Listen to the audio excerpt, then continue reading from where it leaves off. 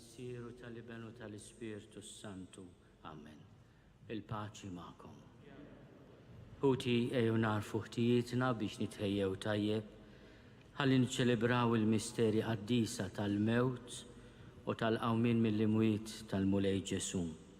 Fil-waqt li nitolbu b'suffraġġju tal-vittmi ta' tant gwerer, b'mod speċjali it-tieni gwerer, iż-żewġ gwerer dinjija.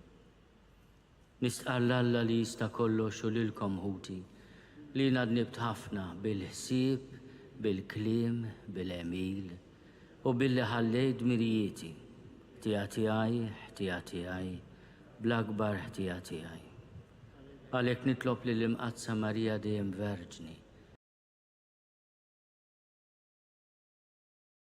Tolbu għalija lill-Mulej Alla tagħna. Iħenna lina Alla li jista' kollox jaħfrinna dnubietna u jwassalna għal ħajja ta' dejjem.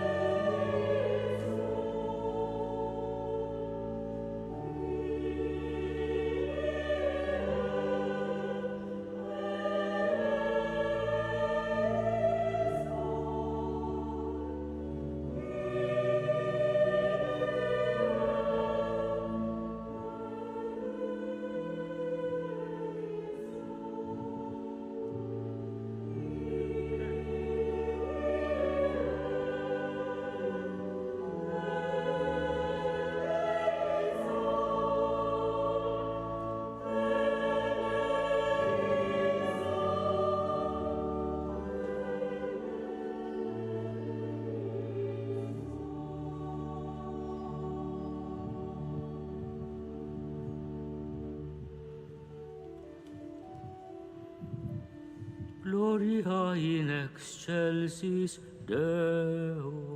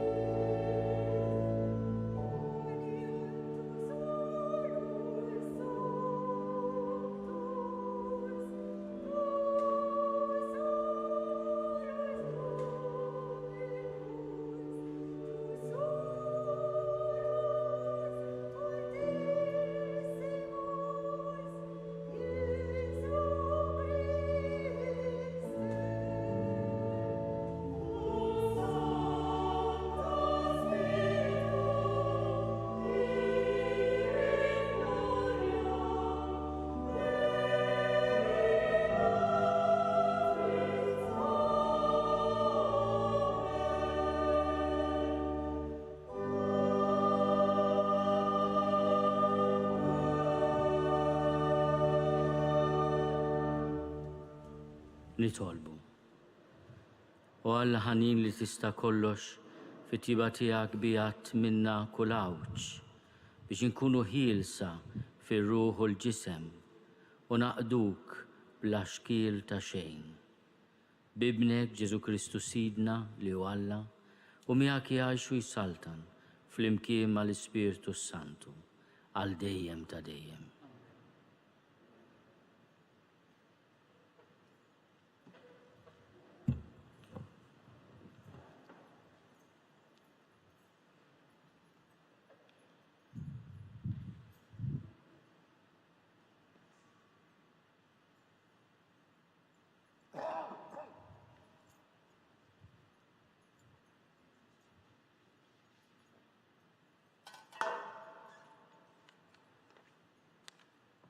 Qari mill-ktib tal-erf. L-erf jiddi bla qatt ma jnemnem, malajr jarfuh dawk li jħobbuh u jsibuh dawk li jfittxuh. U jħarbek biex jider lil dawk li jixtiequh. Min ikabbar ifittxu u min ma jitħabaċ għax ħdejn bibu bil-qiegħda jsibu. L-aqwa tal-aqar hu li taħseb fl-erf u min jisar għalih malajr jeħles mill-inkwiet. L-erf idur u jfittex lil dawk li jixirqulu. Kollu ħlewwa jidrilhom fit-triq u jiltaqa' magħhom f'kull sħib tagħhom. Il-kelma tal-Mulej. Irroddu ħaj lillah.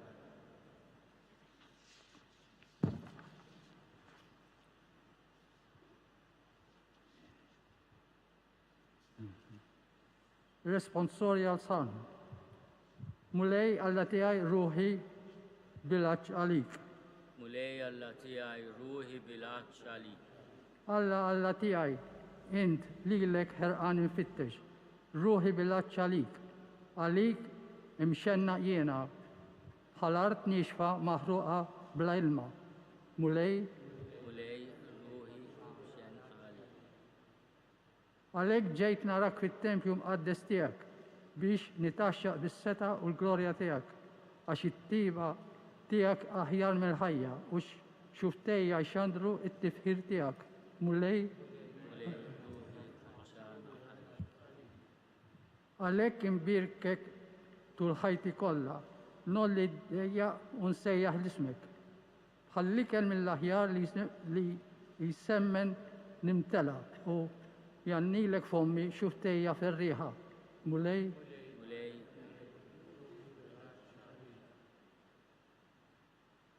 meta mimdud fuq frixi fik niftakar u naħseb fuqek fis-saħrit tal-lejl għax int kont għajnuna lija għaddel taġwina najnek bil-ferf. Mulej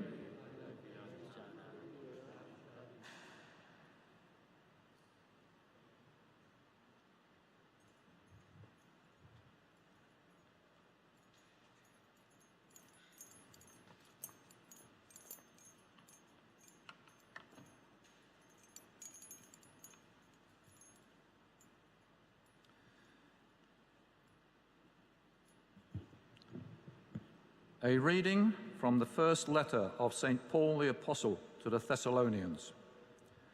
We do not want you to be unaware, brothers and sisters, about those who have fallen asleep, so that you may not grieve like the rest who have no hope.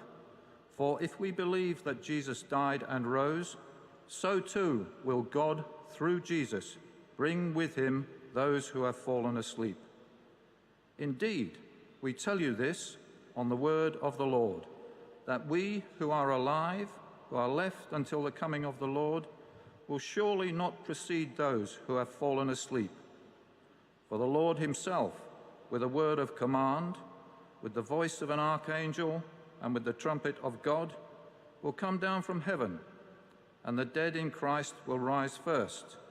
Then we who are alive, who are left, will be caught up together with them in the clouds to meet the Lord in the air. Thus we shall always be with the Lord. Therefore, console one another with these words, the word of the Lord. Thanks be to God.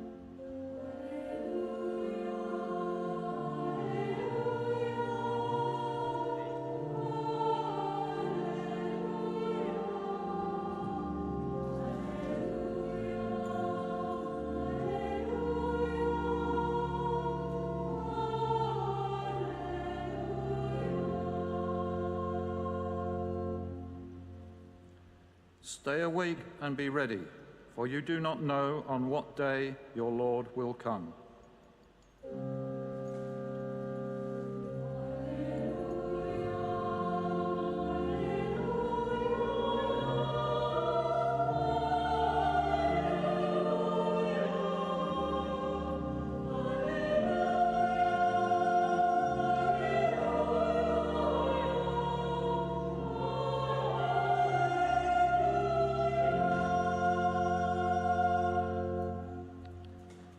Il mulei macom. Arim l'Evangelius con San Matteo. Gloria lila cole.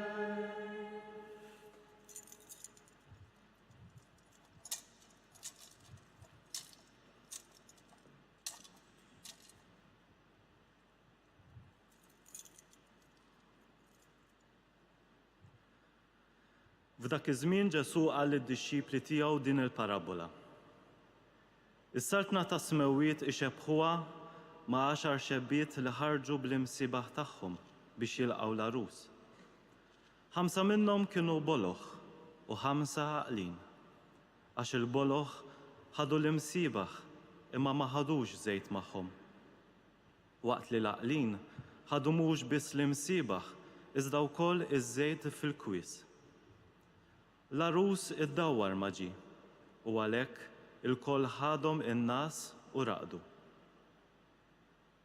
Imbagħad f'nofs tal-lejl instama' min jgħajjat, ara l-arus u ħorġu wilqawh.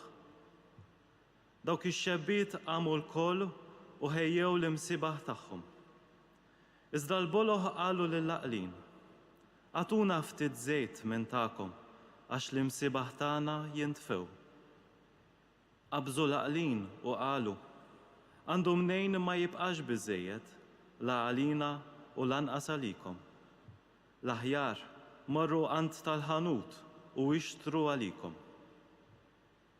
Xin dawk marru biex jixtru jiġi l-arus. Dawk li kienu lesti daħlu miegħu għall-festa tat-tieġ u l-bieb ingħalaq. Sa fl-aħħar waslu wkoll ix-xebbiet l-oħra u bdew jgħidu, Sinjur, Sinjur, iftħilna. Iżda hu weġibhom u qal, tassew ngħidilkom lilkom ma nafkomx. Issru mela, għaliex la tafu l-jum u lanqas is-sija.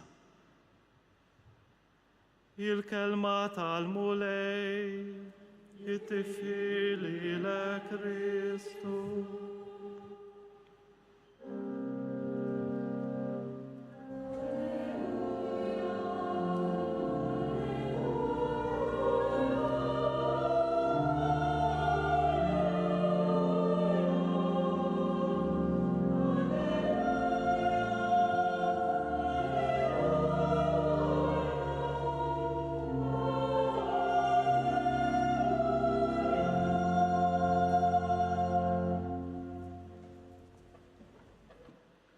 Din niċċelebraw bħalma nagħmlu kull sena jum it-tifkira.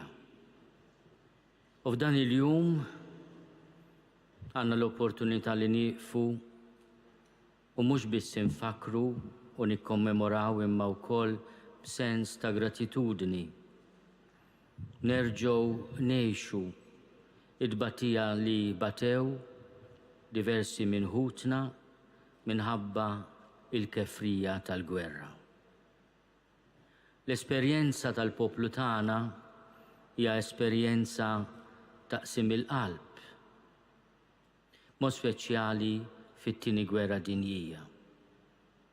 Fl-ewwel gwerra dinjija Malta saret l-infermiera tal-Mediterran.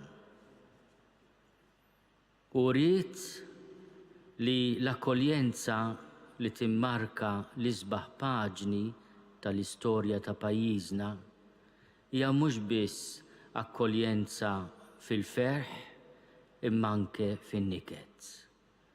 Aħna poplu li matul l-istorja urejna li nafu nilqgħu lil barrani lil ħutna f'mumenti ta' ferħ imma wkoll inkunu magħhom f'mumenti ta' qtieħ il-qalb, ta' bżonn u ta' niket.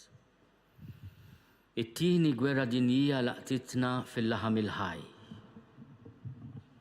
Ma kenniex biss soldati Maltin u kolonjali jiġġieldu magħna għal-libertà tal-Occident, imma wkoll kellna tant vittmi minn fostna. Illum id-dover tagħna li niftakru ma jxekkilniex milli nkomplu naħdmu għar-rikonċiljazzjoni u għall-paċi. Imma allura għaliex niftakru? Għaliex niftakru l-vittmi ta' dawn il-konflitti mondjali? U aħna li aħna pajjiż żgħir imma wieħed mill-membri tal-komunità internazzjonali li llum niftakru wkoll fil-vittmi mhux biss tal-gwerer li laqtuna direttament, imma l-vittmi tal-konflitti kollha, fl-epoki kollha. Nixtieq nislet silta mill-aħħar dokument sabiħ ħafna li promulga l-Papa Franġisku dwar il-fratellanza universali, dwar il-fatt li aħna l-bnedmin il-koll aħwa. Beda da dokument b'żewġ kelmiet li uża San Franġisk s'Assisi fittra li kiteb lil sħabu kollha. U San Franġisk beda di litra bil-kliem fratelli tutti. U l-Papa uża dawn il-kliem li ma jiġux tradotti għaliex huma propju diretti mill-qalb ta' San Franġisk. Ma fil-paragrafu 249 il-Papa jitkellem dwar id-dover tal-memorja, id-dover li aħna niftakru.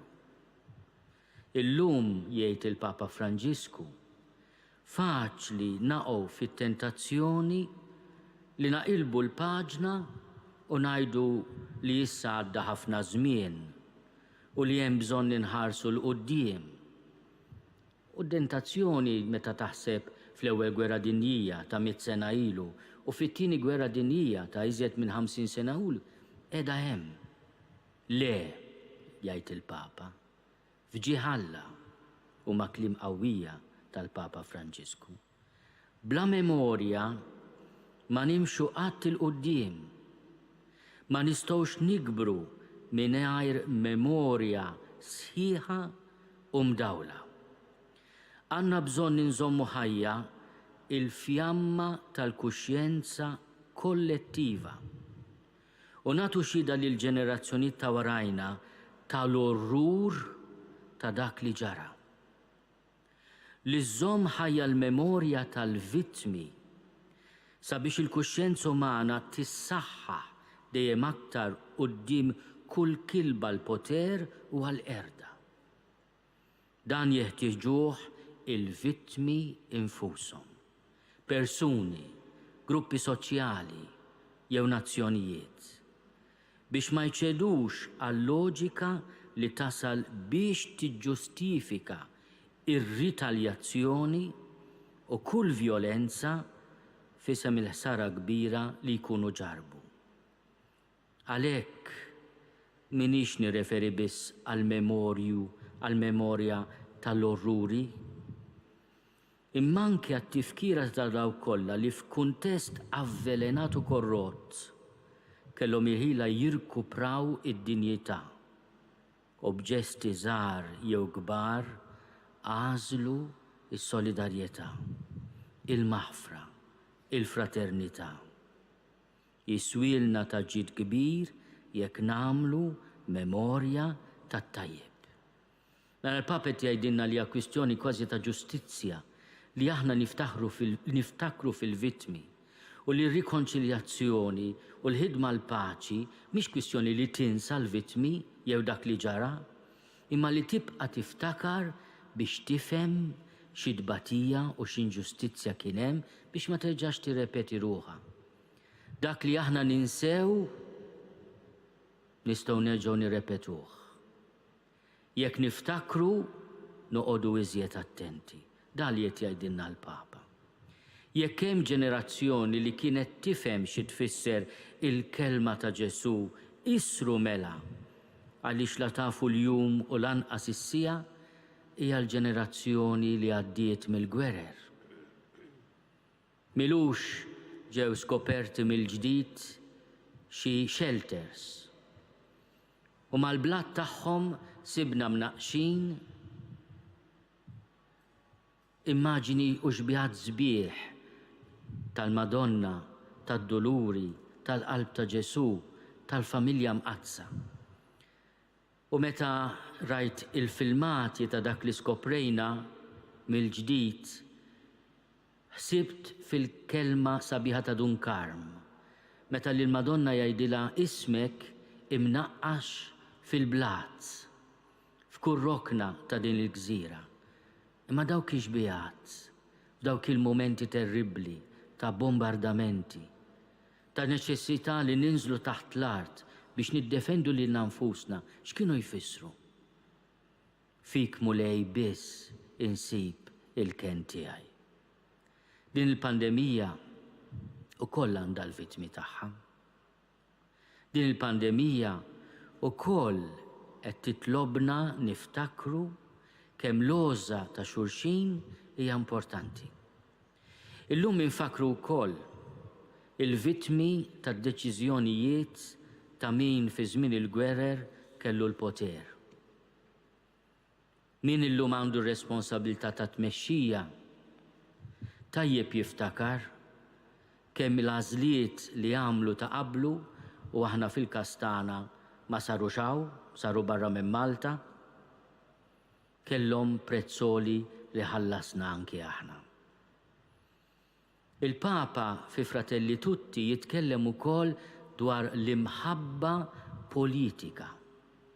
Illum l-imħabba politika tfisser li aħna minn aħna naħdmu għas-solidarjetà bejn il-pajjiżi, għall-ġustizzja fid-dinja, naħdmu għall paċi ta' vera. U fil-kuntest tal-pandemija, nieħdu ħsieb li r-responsabbiltà li nużaw tgħin biex ikonna inqas vittmi u mhux iżjed.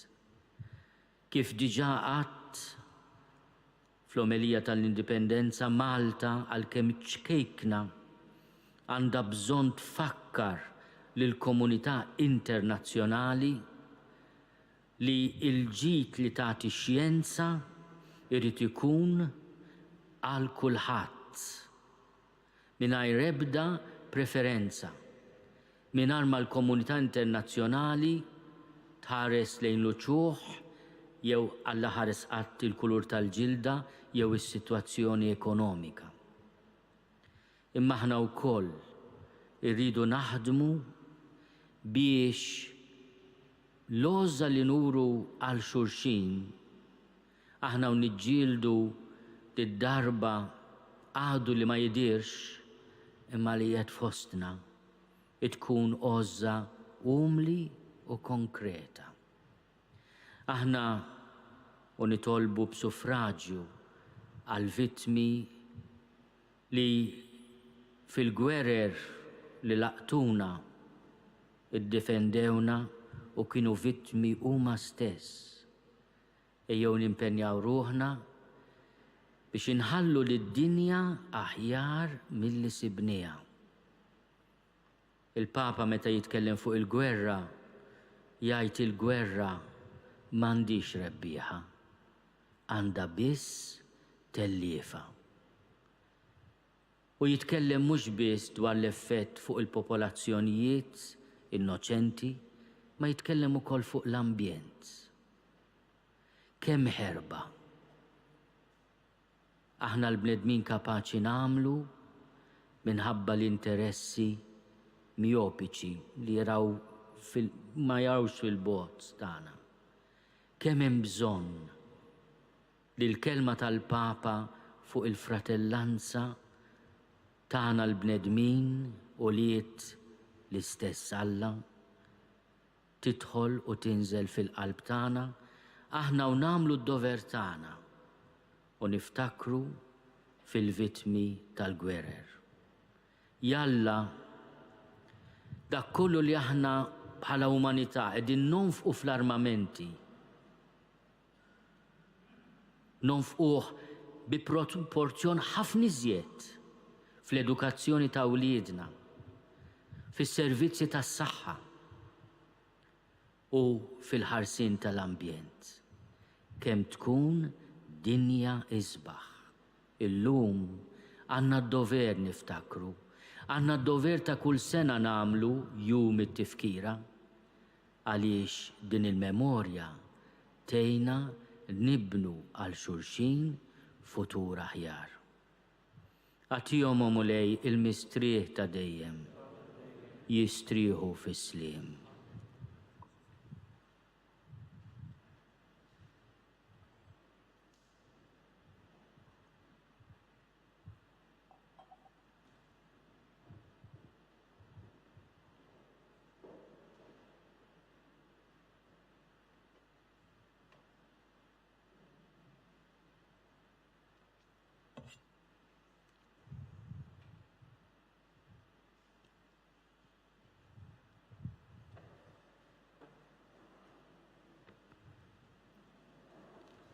Jina nemmen falla wieħed il-missier li jista' kollox li ħalaq is-sema u l-art, dak kollu li jidher u dak li ma jidirx. U f'mulej wieħed Ġesu Kristu, iben waħdini ta' Alla, imnissel minn missier qabel kull żmien. Alla minn Alla, dawl minn dawl, Alla veru minn Alla veru.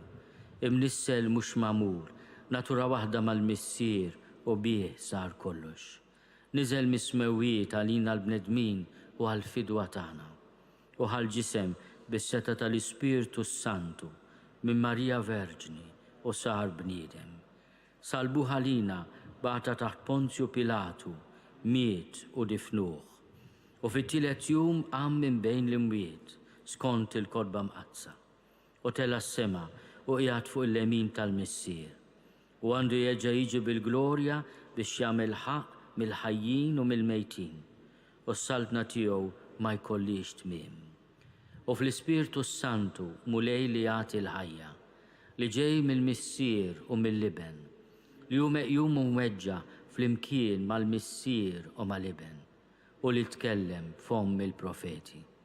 U fi Knisja waħda, qaddisa, kattolika, apostolika, nistqarma mudija waħda l-maħfra tad-nubiet u nistenna l-qawma mill-imwiet u l-ħajja ta' żmien li ġej. Amen. Żguri mill-imħabba ta' Alla f'kull sitwazzjoni ta' ħajjitna jew irresqu t-talbiet tagħna quddiem il-missier f'isem Sidna Ġesu Kristu.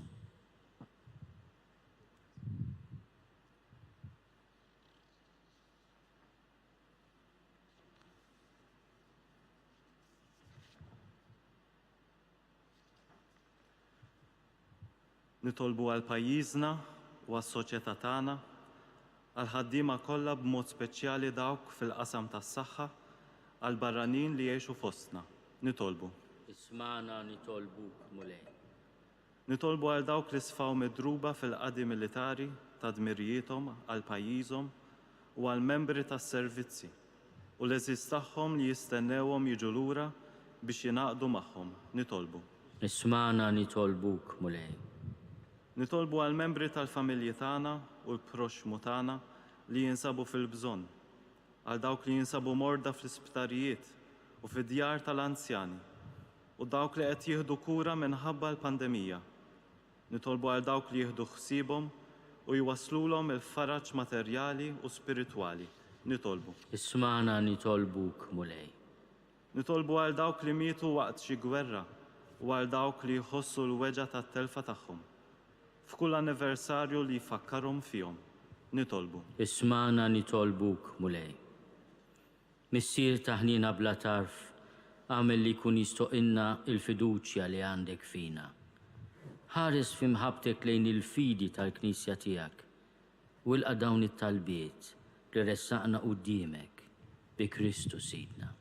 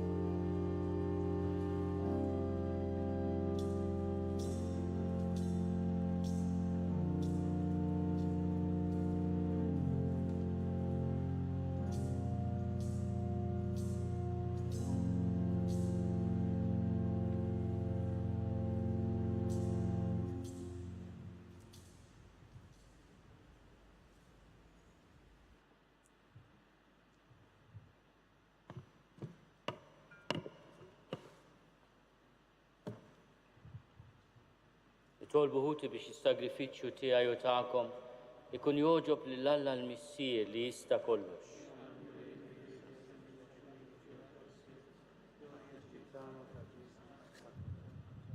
Ħares bislim u lejn is-sagrifiċċju li sejrin nofrulek biex naqalgħu bitjiba qaddisa l-frott tal-passjoni ta' ibnek li qegħdin inġeddu f'dan is-sagrament bi Kristu Sidna. Il-mulej ma'kom. Nerfgħu lubna l-fuq. Niżuħar lill-mulej Alla tagħna. Sewwa u xieraq tas-sew mulej missier qaddis. Alla ta' dejjem li tista' kollox. Tajjeb u taġi tas-salvazzjoni tagħna li dejjem u kullimkien inroddulek ħajr. Aħna nafu li għall-glorja tiegħek bla qies inti twieżen lilna bnedmin dgħajfa. U tipprovdilna wkoll għajnuna mill-istess natura dgħajfa tagħna. Bekk intader u tħenn għal min jintilef. U minn fejn ikun ġarrab it-telfien, twassallu s-salvazzjoni tiegħek bi Kristu Sidna. Bil-tajja kollha tal-anġli, ferħana dejjem quddiemek, inqimu l-kobor tiegħek. Flimkien ma tagħhom ilqa' nitolbuk it-tifħir tagħna waqt li magħhom nifirħu u ntennulek. Qaddis.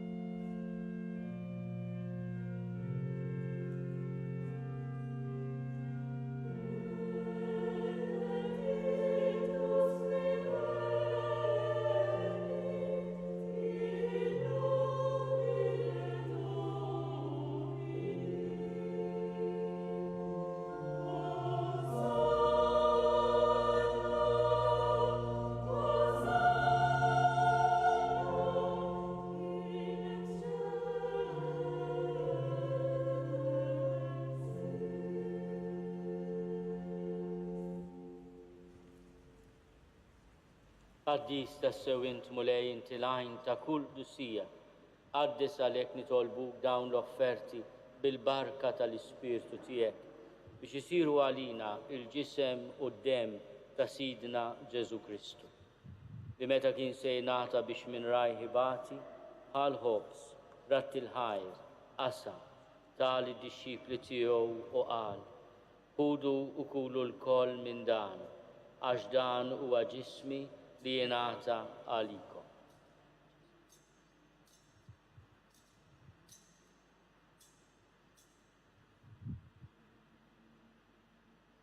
Ekk ukoll wara l-ikla ħall-kalċi reġa' ratti l-ħajr, tal id-dixxipli tiegħu u qal: ħudu u ixorbu minnu l-koll, għax dan huwa l-kalċi ta' demmi tal-patt il-ġdid li jibqa' għal dejjem.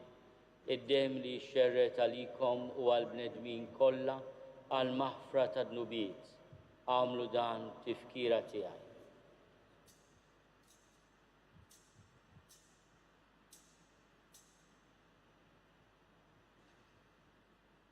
Dan hu l-misteru tal-fidi.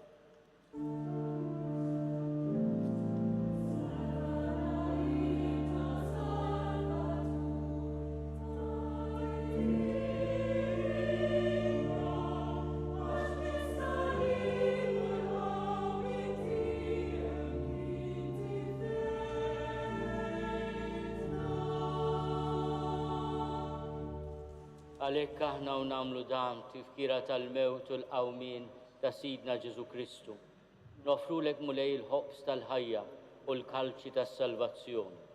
U rodulek ħajra xoġbok tilqana hawn quddiemek biex naqduk. U miċ-ċokontana nitolbu li l-Ispirtu Santu jaqadna f'ġisem wieħed lilna li nieħdu semm il-ġisem u d-dem ta' Kristu.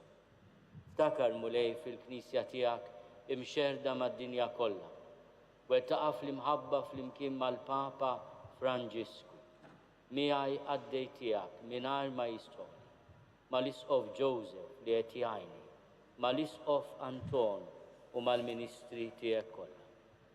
Ftakar ukoll f'ħutna li raqdu bit-tama tal-qawmien. Ftakar fil-mejtin kollha. Daħalhom quddiemek fid-dawl tas-seb tiegħek. Ħenna lina l-koll nitolbuk, għati lilna wkoll il-wirt tal-ħajja ta' dejjem.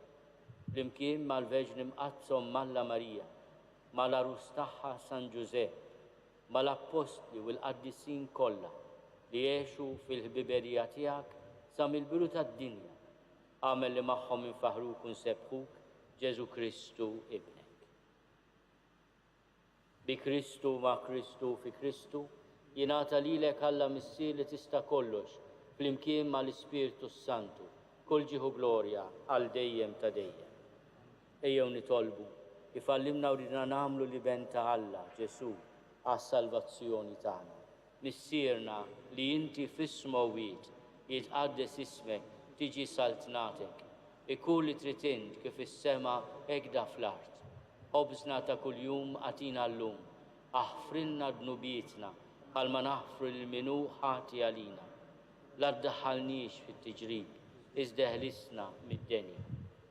Eħlisna nitolbuk mulej minn kull denja. Għatina fit-tjieba ħnina tiegħek il-paċi fi żmienna biex inkunu ħielsa dejjem mid-dnub u mħarsa minn kull inkwil. Aħna u nistennew u nittamaw il-għena u l-miġja tas-Salvatur tagħna Ġesu Kristu. Mulej Ġesu Kristu li għadt lill-Apostli tiegħek, inħallilkom is-sliem, nagħtikom is-sliem tiegħi. La tħares lejn dnubietna. Iżda ħares lejn il-fidi tal-Knisja tiegħek. Għad jaslimu l-għaqda li int trid fiha, int li tgħixu s-saltan għal dejjem ta' dejjem. Il-paċi tal-mulej tkun dejjem magħkom. Għatu l-paċi lil xulxin.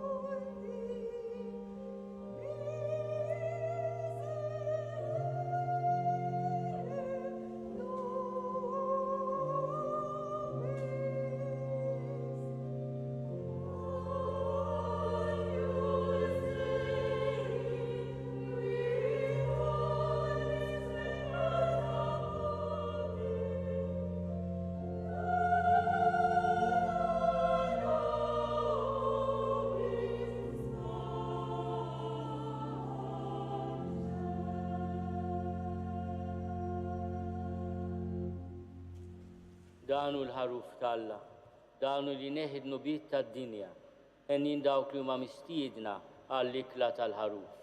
Mulej ma jistoqlix li tidħol taħt is-saqaf tiegħi, iżda jbiss kelma waħda u ruħi tkun infejqa.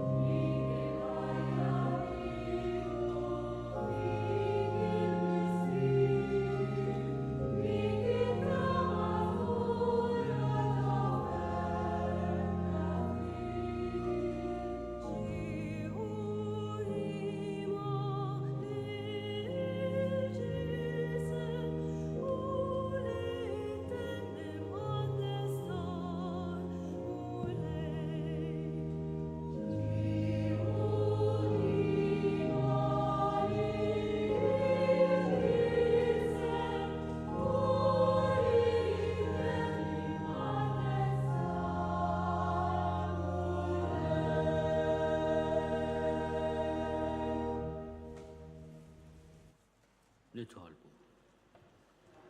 Irrodu lek ħarmu lejat qalbina mqazza li bija saħħaħtna. Palma mtlejna b'din il-qawa tas-sema, hekk ukoll fit-tiba tiegħek atina l-Ispirtu qaddis tiegħek biex tibqa' fina sal-aħħar il-grazzja ta' ħajja sinċira. Bi Kristu Sidna.